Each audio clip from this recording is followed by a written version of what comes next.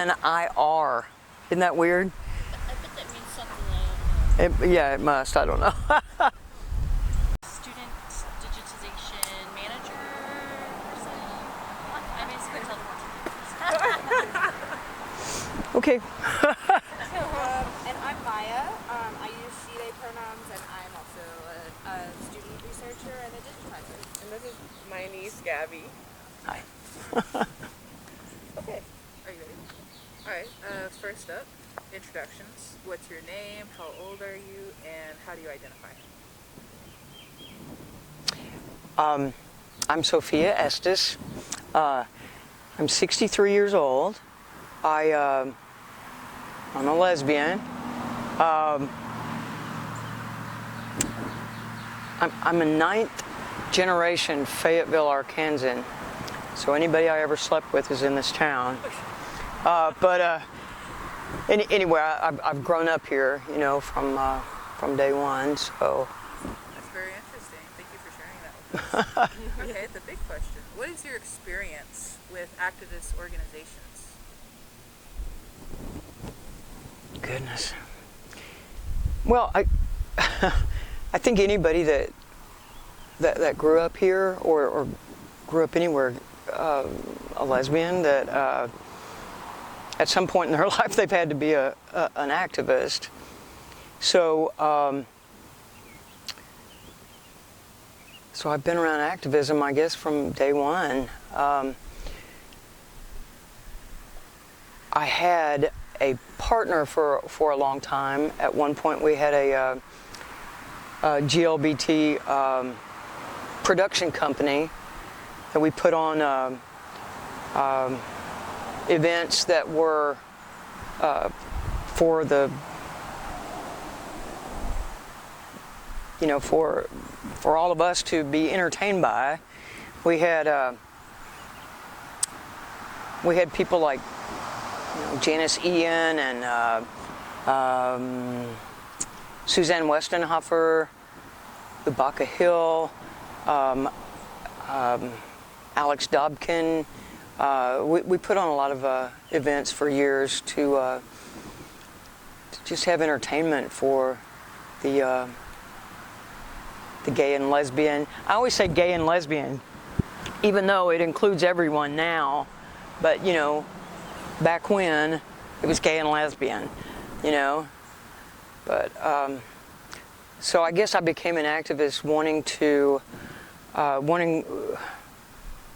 provide entertainment for our community, and that included, you know, going to protests,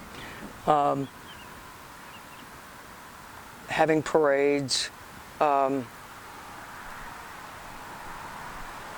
telling my story every time that I could, you know, trying to change some people's views just by being kind. So I think activism at some level, just being who you are, you know, just so that you can get somebody to open their minds a little bit. How long have you been a member of Sister Haven or LDC? I'm actually not a member. I don't know why, but I've never really joined. I come to their dances and sometimes their potlucks and just, you know, hang out with other queers. Well, how did you get involved in LGBT activism? What inspired you to take part in it? There was a lot of bad stuff happening, and you know, you got angry and upset and just wanted people to understand you weren't this bad, horrible, going to hell person that, you know, so we wound up telling everybody who we were, you know, and I don't know. Yeah, I went to a protest one time. I think it was in Joplin, Anita Bryant.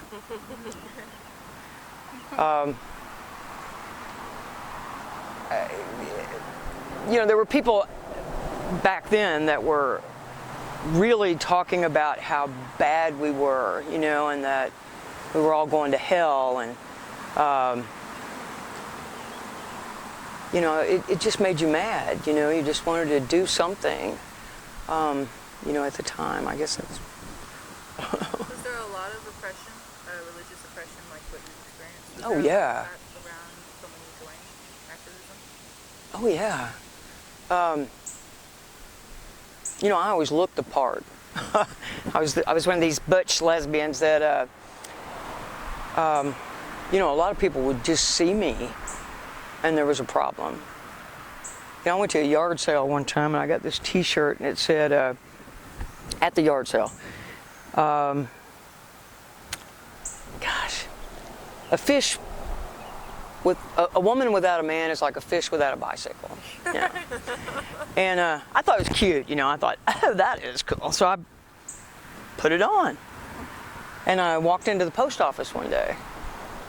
Really big redneck dude, you know. He said, "What do you mean by that?"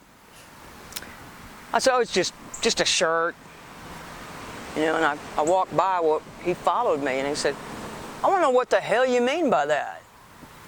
I said, "You know, it's funny, you know, a fish without a bicycle, ha ha, you know." And he said, "That really offends me. I want to know what the hell you mean. I want you to tell me right now what the fuck that means." And I was like, whoa. You know, I said, "It's a joke. I bought it at a yard sale." And, but I thought he was going to hit me. You know, I kept thinking.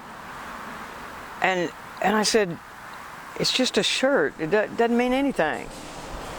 And immediately, you know, he's, are you one of those dykes?" You know, I'm like, I was afraid to say I was. You know, I'm like, "It's just a T-shirt." You know, I got the hell out of there. But stuff like that, you know, there was a lot of encounters like that. Still are encounters like that. Well, I'm sorry you had to go through that, but thank you for sharing that with us, that horrible experience. On to the next question. What was your motivation about joining Eldertree in their women-only spaces? You mentioned that you go to their potlucks and their dances. What motivates you to come into the space? Well, I could kiss my girlfriend or hold hands with her or dance with her and not be harassed or not feel uncomfortable, you know, around my people, you know. The next question. What does separatism mean to you, and do you consider yourself a separatist? I do not consider myself a separatist, but I think for a while I may have been a separatist.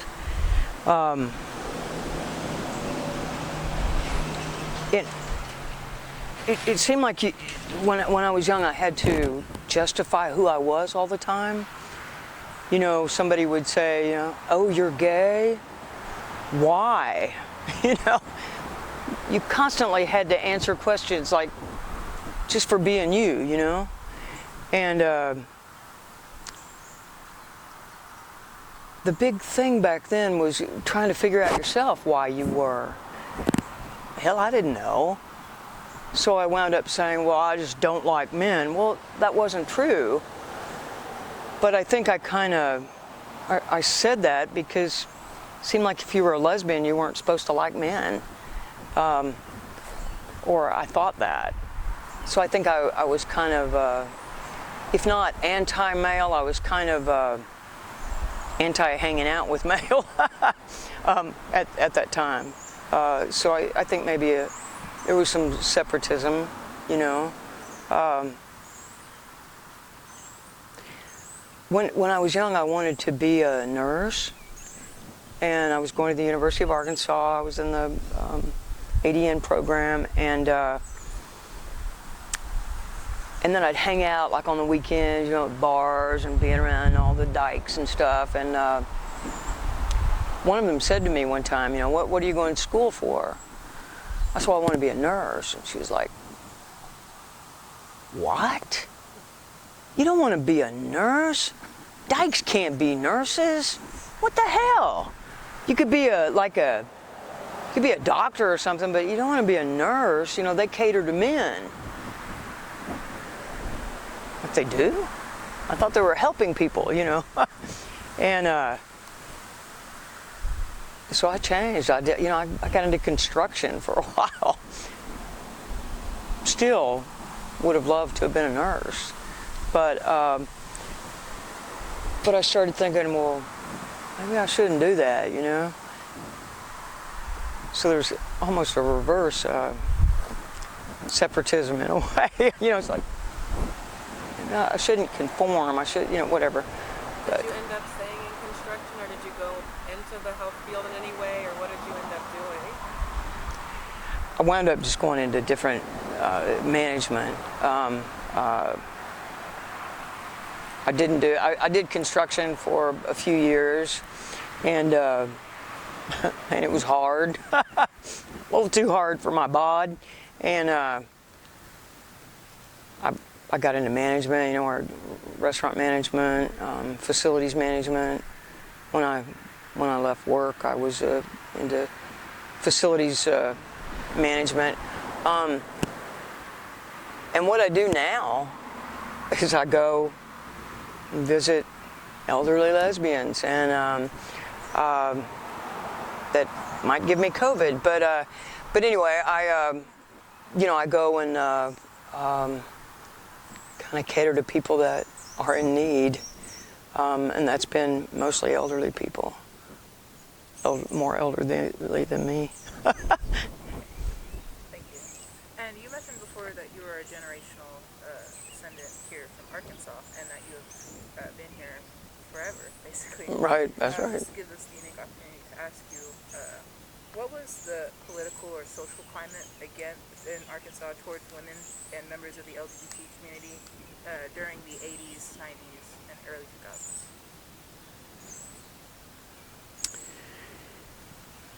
Well, you know, we were trying to pass the Equal Rights Amendment, and a lot of people for it, a lot of people against it. We started protesting and stuff then.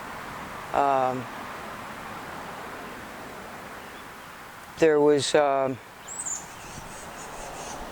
we tried to get gay parades together, you know, and do pride days. I think the first one I went to, there were 12 people there, you know. And there were times that at gay parades, you know, people would shout and scream, you know, and you're going to hell, you know.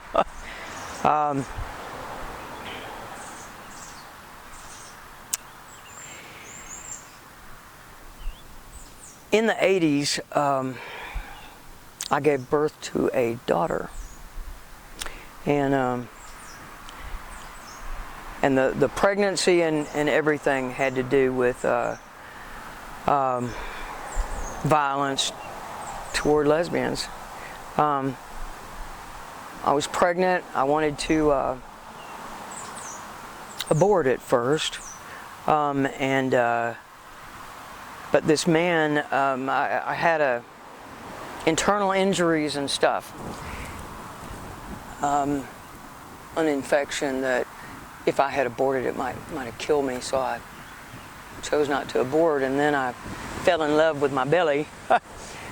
So I had a child, and all of a sudden, you know, I started being treated almost like a heterosexual. I thought, wow, people were like into, you know, seeing me as like normal, you know, because I had a kid. You know, you can't have a kid if you're a dyke. But it was during the 80s. It was 1984 when she was born. I now have 4 beautiful grandchildren, and my daughter, you know, grew up with me being a lesbian, and we were open about it. There didn't seem to be a problem, but when she went to school and she told people, that her mom was a lesbian, there were problems. She was beaten up. She was, I saw her attacked one time when I went to pick her up at school. And she went through a lot. I had to take her out of school and homeschool her. I really got into activism at that time to protect my daughter. But that was in the 80s. Well, I say 80s. She was born in 84, so around the 90s, I guess. I went to school board meetings and I'd talk to them and say, she's being picked on, this is happening and that is happening. And I'll bet 7 out of 10 people that I talked to said, have you ever thought that your sexual preference is affecting your daughter? And you might want to think about that. So I was blamed for a lot of societal things that were just biased crap. Okay. Did that answer your question? I got off a little bit. Thank you for sharing all of this. The next question is, you mentioned you faced a lot of oppression in the 80s, a lot of hatred for what you wear and for what you are. How has the LGBT scene here in Arkansas evolved over time from that time? How have you seen changes and progress towards a better future for us?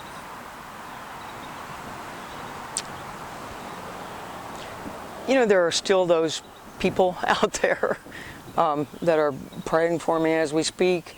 But I think we've evolved. I have, gay and lesbian, bisexual, transgender. I have a lot of different people in my family. I have a very large family.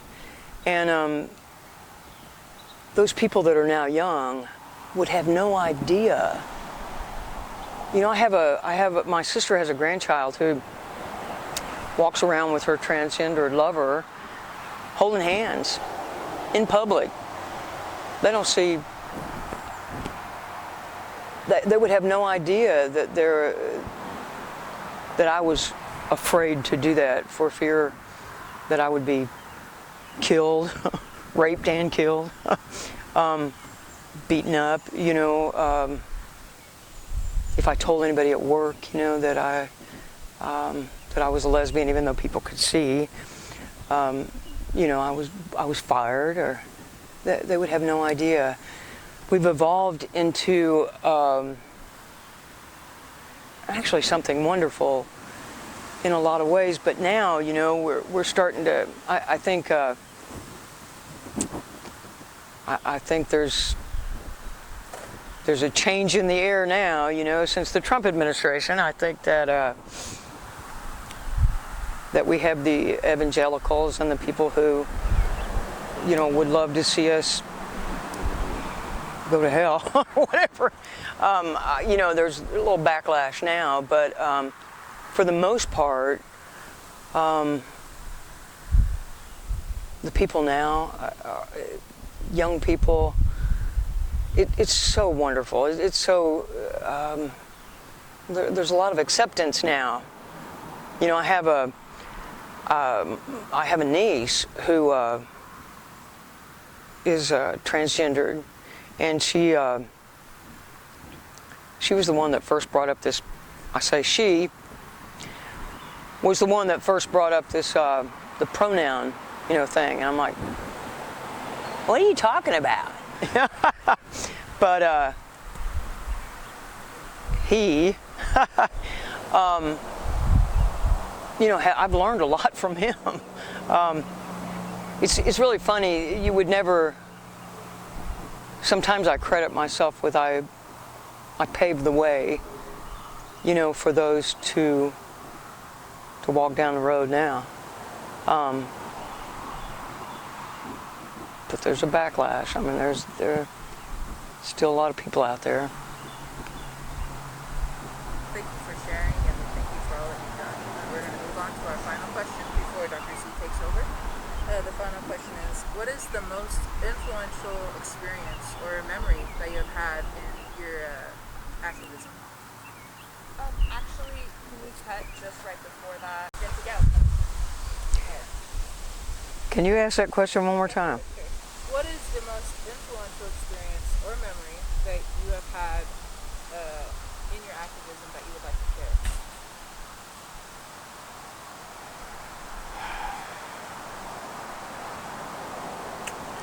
The most. Fayetteville High School, where a young boy by the name of William Wagner was beat up, and Woodland Junior High School, where my daughter was beaten up. I went to the Fayetteville Public Schools and wanted to talk to superintendents and people about the treatment that these kids were receiving. And when I couldn't get answers, William Wagner's mother and I decided to go to Washington, D.C. We talked to the Department of Justice. We When was this, would you think? The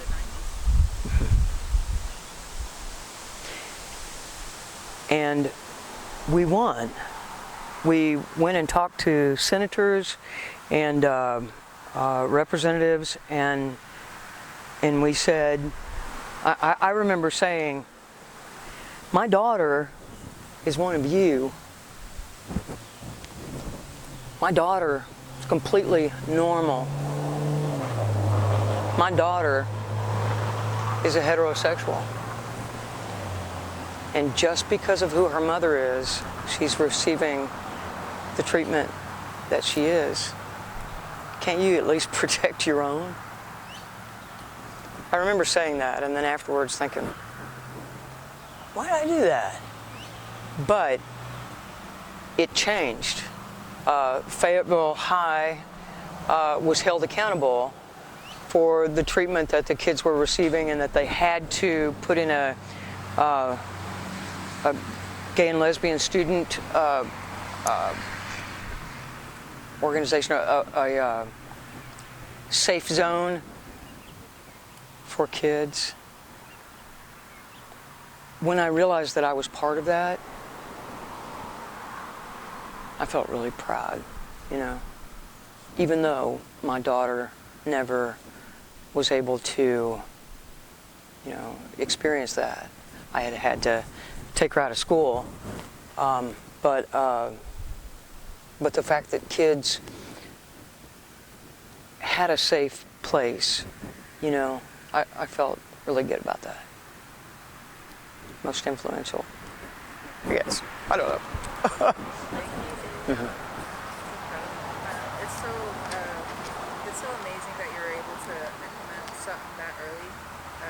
I'm sorry that it had to happen in response to children being beaten, but thank you for everything that you've done. Okay, I'll turn you over to Dr. C now. And you've met Janice Ian? Yes, I have. Yeah. I'm jealous. That's Yep. amazing. Does anyone want to sit here? Hi. Hi. So, oh my god, I'm about to fall over, y'all, trying to find the questions. Oh, it's right there. Yeah, I don't have a most of So I want to thank you so much for your amazing answers. And as I said, this part, you can choose to include it or not. You don't have to talk about personal stories if you don't want to, but you're welcome to. I'm more just trying to get the feel of ideas about sex, dating during the 1980s and 90s. Yeah, and you can be as candid as possible. As I said, this can be completely anonymous. This will not be in any documentary.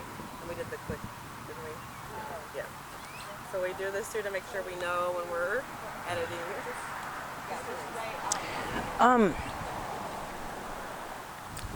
I just thought of something. We had a national documentary done about me and my family. You did? Yeah, and you all can look it up. It's called Our House, a documentary on gay and lesbian families. That's amazing. Yeah. Yes. Yeah, it was a national documentary. We went for the opening at the Cannes Film Festival in New York, and That's awesome. yeah, I forgot about that, Yeah. but That's amazing. that was big. That's a big deal. Yeah. Yeah. It is very excellent. We'll definitely watch that. And what is funny, now that was in the 90s, but they wouldn't let it be shown here. Yeah. Wow. I was on the subway in New York with my daughter and my partner, and I saw, or a woman saw me, and she went, "Oh my God, you're those people from Arkansas." I'm like, You're like, that would be me, but yeah. well, that's amazing. We're gonna definitely check that out. But yeah, you should check that out. I forgot to, I should have brought a, Now you're in 2 documentaries. Yeah. How does that feel? I was in A&E hate crimes documentary as well, you know, about my daughter. Yeah, Yeah. Wow. yeah. Yeah. So, Yeah. So this is Yeah. nothing. How funny. All right. So you talked a lot about you know, your family being here for many generations. So I'll start out by asking, when did you come home? I was, when I came out and actually told everybody that I was a lesbian, I was probably 16. Yeah. And how were the reactions in your family? They're kind of funny. Funny? That, being from Arkansas, and our family, you know, living here for eons, they were all just kind of hillbillies, and I was not ever shunned or treated, you know, badly. My family was very accepting. You know, they would say things, and still occasionally will say things like, "Oh well, that's because you're gay." What? You know, I mean, so, but for the most part, I was, you know, I had a very supportive family. At 16, I didn't get along with my father, my stepfather, and didn't like him. He didn't like me, and so my mother decided maybe I should go to counseling. So I thought, okay. Well, I took my mother with me, you know, to counseling, and I had told my mom that I went to gay bars at 16. Anyway, we get into this psychologist office, and she's asking me questions. Well, do you drink alcohol? Yeah, a little bit. Yeah. You smoke pot? Yeah, a little bit. Now my mother's sitting right there. But you're underage. Where do you get drugs and liquor at your age? So I said, well, there's this gay bar, and you can bring your own there. They don't sell it, so, you know, I go there. It's like, a gay bar? Why would you go to a gay bar? They've got great music, you know. And then she said, well, are you gay? So my mom is sitting right here. Yeah. And then I look over. She's just sitting there. They could smoke in psychologist's office. I remember her lighting a cigarette, you know, and sitting there. But I thought, well, that went well. Well, what makes you think that you're gay? I'm like, well, because I am. She said, well, have you ever had a gay experience, my mother? I said, yeah. And my mother's puffing then, you know. Well, then the woman says, well, like how many times? Well, when I was 14, I got with another 14-year-old. I was 16 then. we'd had 2 years, you know. So I said, hundreds? Well, I didn't, you know. So my mother took that as that I'd had 100 different lovers. And I'm telling you, she was lighting the second one then, you know. And but, you know, this woman asked me all these questions and then said she'd set me up with this counselor, you know, that it was just a preliminary kind of. Well, when we left, you know, my mother was really quiet in the car, too quiet. And I said, Mom, surely you knew I was gay. She said, oh, I knew you were gay. And she's lighting a cigarette again. Oh, I knew you were gay. I just didn't know you were a gay slut. I'm like, I'm not a slut. And she said, hundreds of girls, oh my God. I said, I haven't had hundreds of girls, I've been with one. And she was like, well, you said you were with hundreds. I said, no, but I said I thought we'd done it 100 times. And she went, oh, well, good Lord, that's bad enough. But that's about all, you know, I mean, and I don't think my mother ever told anybody about that, but that's kind of how I came out to my mom. That's you know. quite a memorable story. Yeah. For sure. Yeah. And I love you say hillbillies too, because there's definitely a difference between hillbillies and rednecks. I'm from the South. That is right. Yeah. That's right. We were hillbillies, mountain people. Yeah, for sure.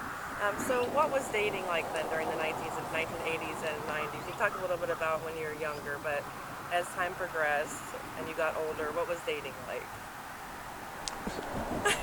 And if you don't have to, if you're shy, it's okay to answer if you don't feel comfortable. But anything, it doesn't have to be personal. It can be just in general or personal. Well, there was a lot of promiscuity, you know, a whole lot. Before AIDS hit, or before we knew about it, I don't know, I guess we'd come from the 60s and 70s where everybody was, you know, make love, not war, so we did. A lot. It seemed like if you had a date, you know, you always ended up in bed. Always. You know, that's why you were dating. You know, now you might go to dinner, you know, you might, you know, see somebody for a little while before that occurred, but not back then. Lot of promiscuity, a whole lot. When AIDS hit, you know, and your friends started dying, you know, then it's like, okay, maybe I ought to wait 2 or 3 days. You know, we were still promiscuous. You know, I don't know, a lot of, it just seemed like there was a lot of women out there and a lot of opportunity somehow. You know, I was one of these butch lesbians that,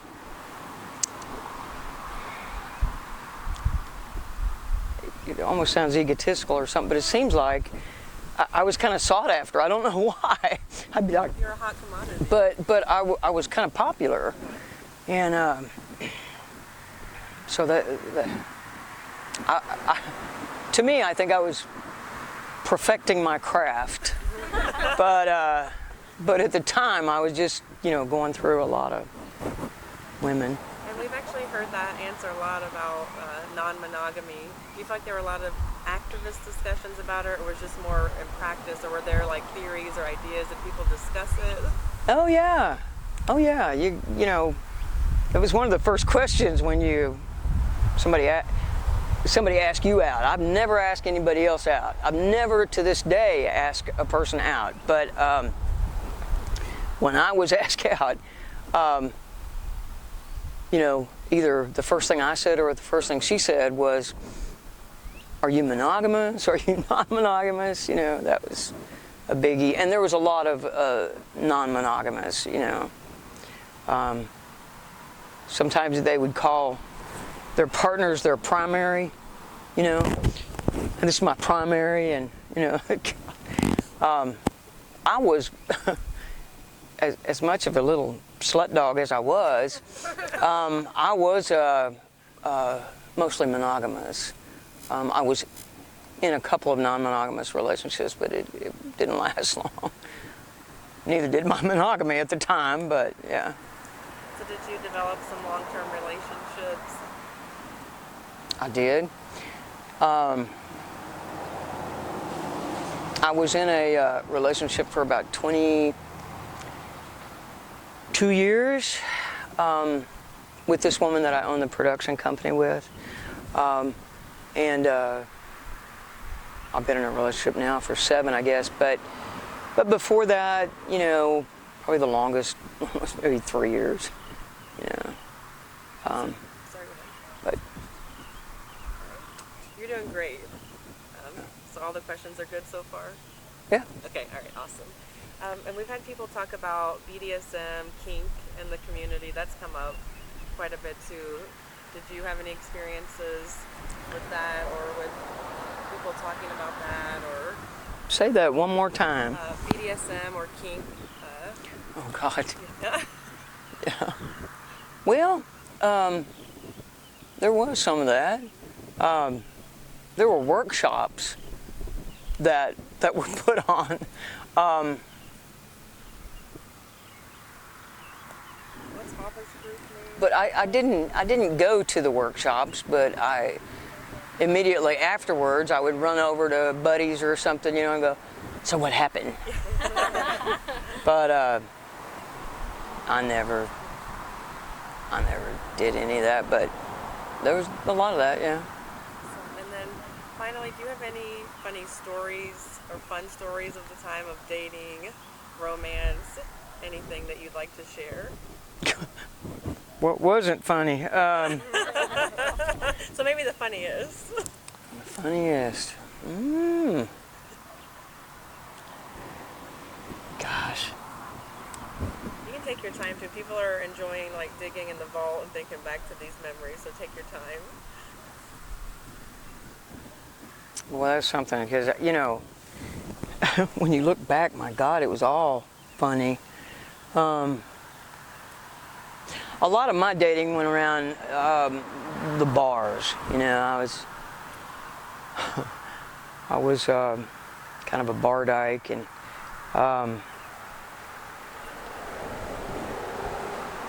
disco, you know, was big back then. Oh my. Donna Summers and all the songs and stuff.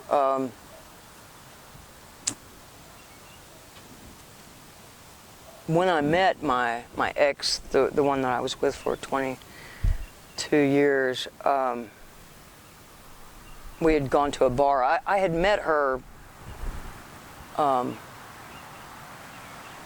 around town I'd seen her a couple of times, but I went to the bar one night and I drank a little bit, and I was real tired, and after the bar I went to IHOP, and I found myself, you know, here I was drinking, I was trying to, you know, sober up with coffee and stuff, but I remember kind of sliding down, you know, just kind of, you know, I just kept kind of sliding down. Well, I had ordered pancakes, and everybody at the table, we were all talking about sex. I don't know why, but I got tickled about something, and my face went into the pancakes. And I mean, just kind of, I didn't know what to do. I just left it there. You know, I mean, I was drinking, and I, you know, and so, you know, I kind of leaned up, and then I went, ha ha, and then I thought, okay, my nose is in these pancakes. Why I didn't just jump up and go, oh my God, you know, but I kind of left it there.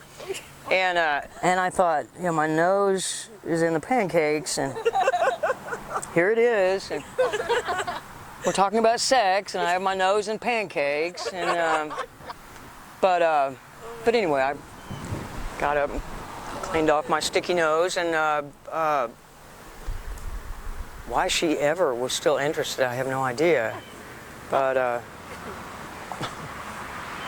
that may have been what ended it. Years later, she thought, you know, this is the woman that had her nose in the pancakes. I don't know, but I think that's really funny. So but as far as like no, that's there's a everybody that ever dates, there's something funny. we want to hear those stories too. We want to record those stories as well because we want to talk about those times, as those are important too when we're looking at the totality of someone's life and their experiences, which it seems like you've had a lot of life experiences. Oh yeah, oh yeah. And we're so glad that you shared them with us here today, just some of them. But do you have anything else you want to add about to the documentary? Anything that you maybe want to say about your activism or your life that you want us to include that you didn't get to talk about?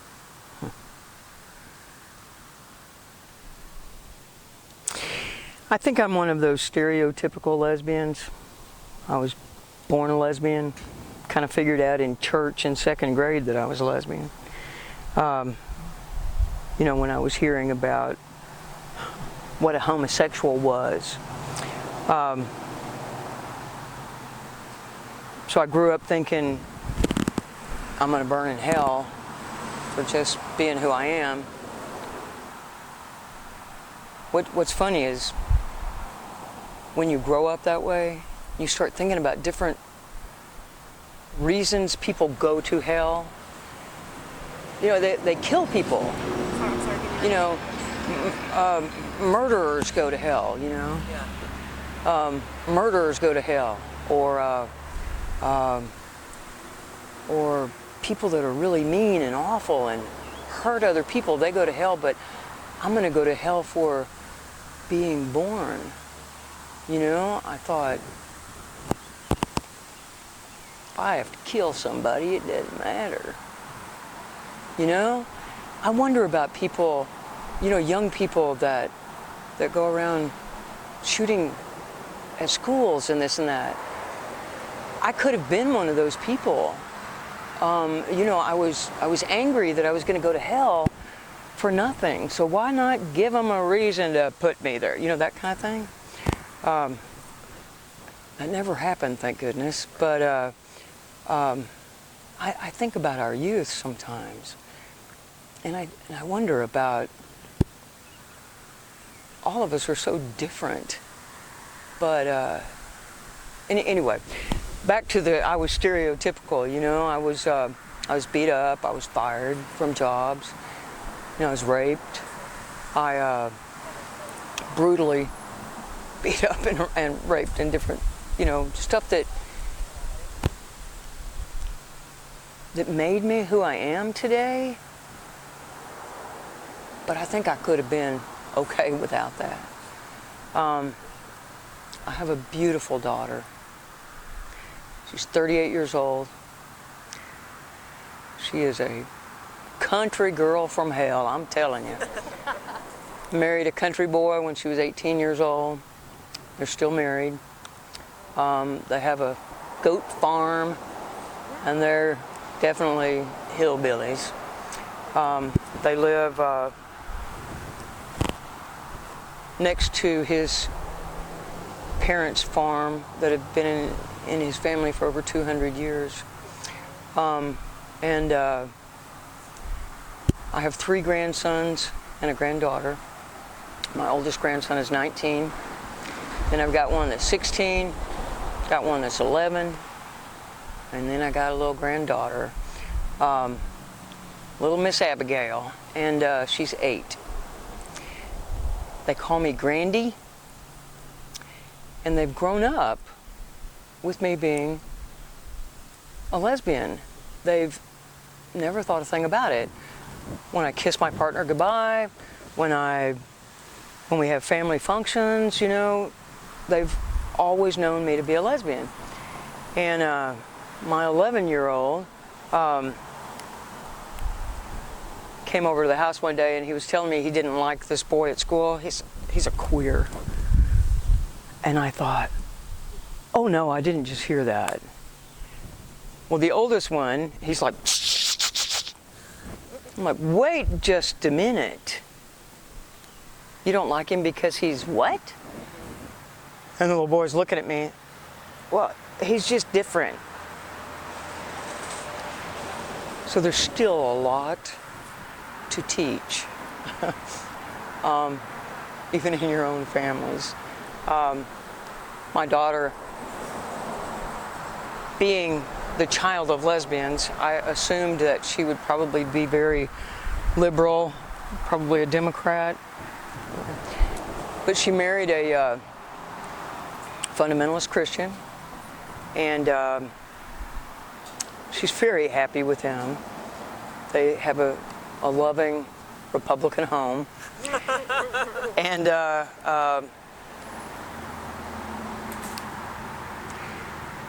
there's a lot of acceptance on the lesbian part as well as the other as we teach, you know.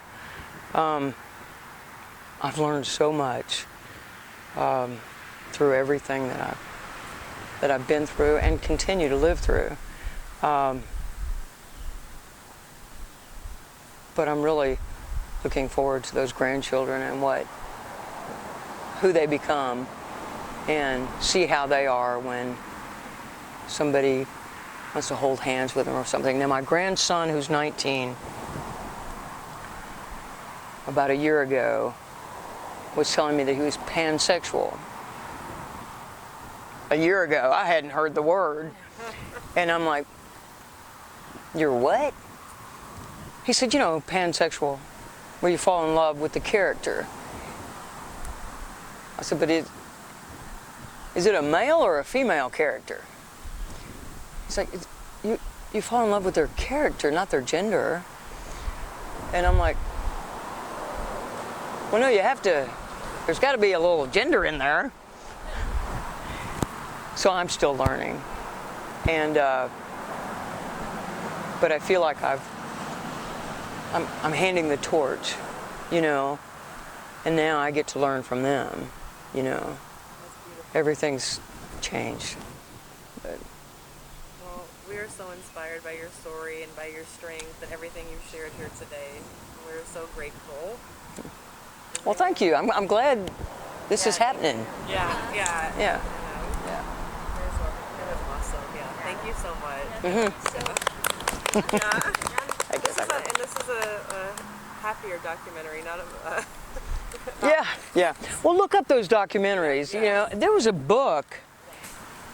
It's my only copy. When me and the ex, I won't say her name, but